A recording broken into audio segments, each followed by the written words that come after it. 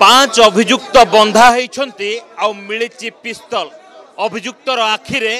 ये लुह देखी आपण भावुवे हुए तो ये जड़े निरीह अभियुक्त किंतु नुहे आज्ञा एमाने भुवनेश्वर थरेयापाई बाहर आसी एठी आडा जमे पांच जन अभियुक्त जो फोटो पोज आपण देखुंत एमानंक भीतर मास्टर माइंड होची शेख शकील जी कि सालेपुर अंचल जड़े व्यक्ति है ओडिशा रो नक्शा चेंज करने ओडिशा रे केमिति अशांत करा तार गोटे परिवेश तैयारी करुला जो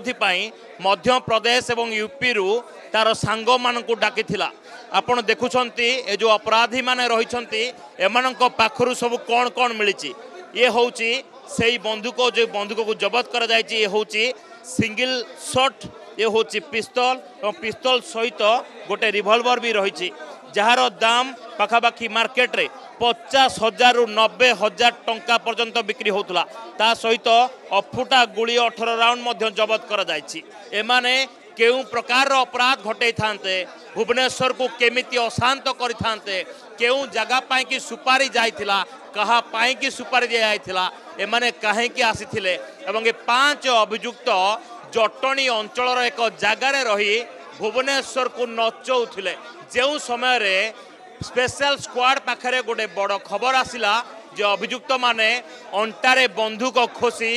भुवनेश्वर को नचेवाई चाहूँगी साधारण लोकों छाती थरौंती ठीक से ही समय स्पेशल स्क्वाड रो स्वतंत्र टीम घटनास्थल में पहुँचला एवं जो माने फोटो पोज दौरान ए समस्त को बांधी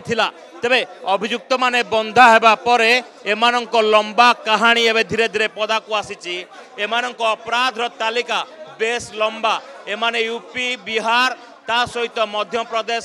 समेत ओडिशा रे गोटे बड़ अपराध पाई